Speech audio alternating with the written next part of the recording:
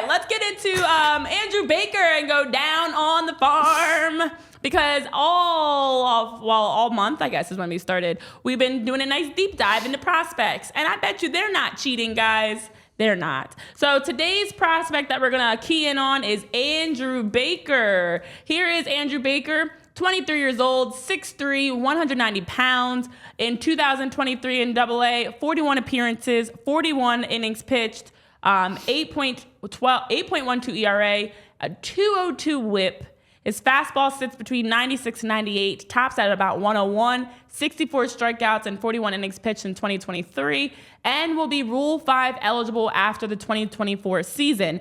Now, Andrew Baker, for everybody that's tuned in, from Alabama, born in Montgomery, Alabama, was drafted in the 11th round as the 325th overall pick back in 2021 from Chipola. Chipola JUCO College is where he attended. Chipola, which sounds like Chipotle, which is interesting to me.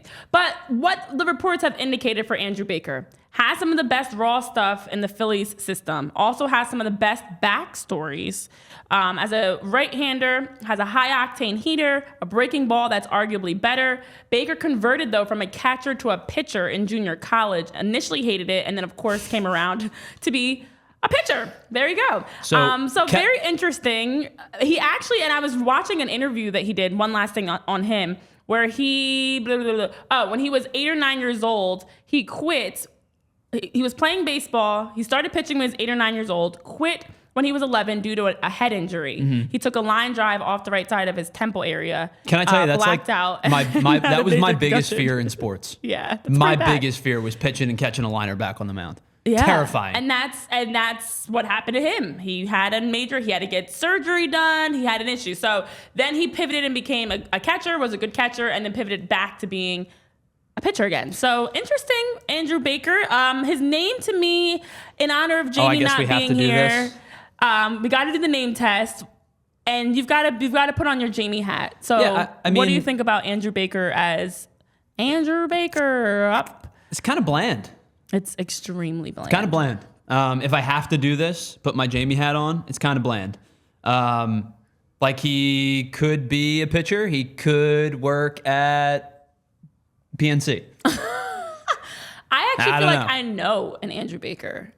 I do know an Andrew Baker. I went to school with an Andrew Baker. See, there you go. It's a pretty bland. Was it Andrew Baker? Was his first name Andrew? It's just a very common, Andrew Baker, super common. His initials are AB. Actually, Andrew Fleming Baker. Okay. I like Fleming actually better. Andrew Fleming probably has a little bit more baseball bite to it. Not much, but a little bit. Or even, I don't like Fleming Baker, but Andrew Fleming sounds a little bit better than Andrew Baker. It's funny that you bring up that he's from Montgomery, because he is Rule 5 eligible, which means that obviously if a team takes him in the Rule 5 draft, he's got to be on their major league roster. But this guy just screams Montgomery biscuit. Because that's the AA affiliate of the Rays, and the Rays love guys that they can like hyper fixate on and make better than what they should be. Because Renee, I don't mean to be a jerk, but I don't think I can sugarcoat this any more than I'm about to. This guy stinks. Like, this guy has a massive control problem. And listen, I would rather have a guy that can throw hard and you have to teach command than the inverse. Because teaching velocity is nearly impossible to do. It's not impossible. It's much, much harder than to teach control.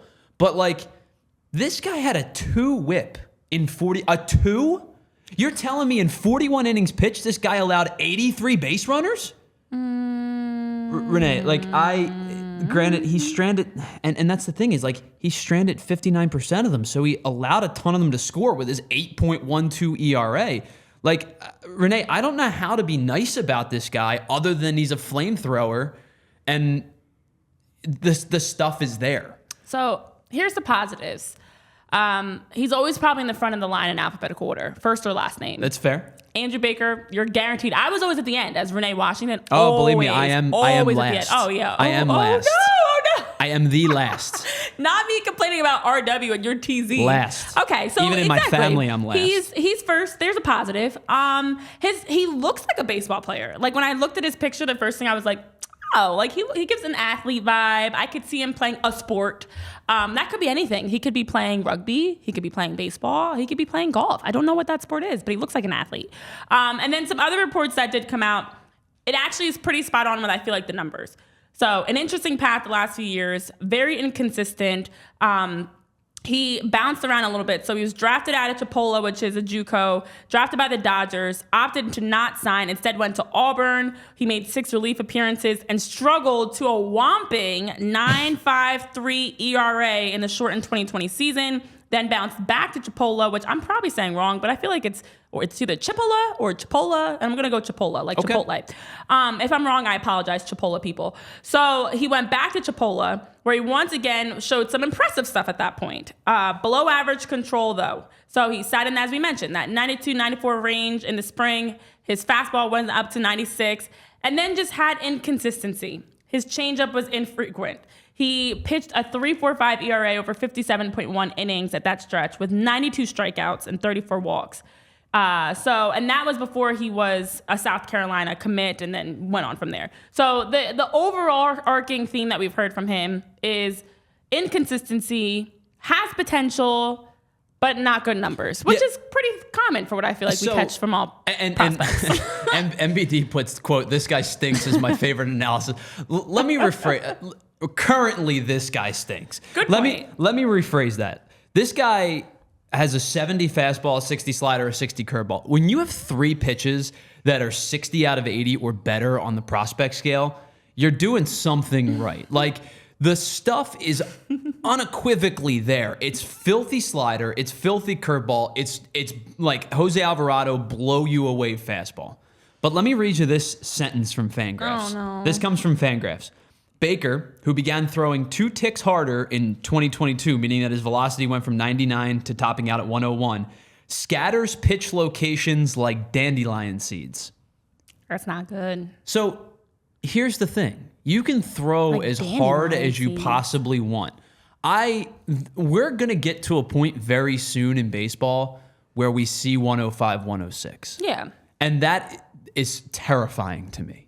But the guys that are in Major League Baseball throwing 104, the guys that stick, have some semblance of command. Because think about Jose Alvarado. When the command wasn't there, he got sent to AAA.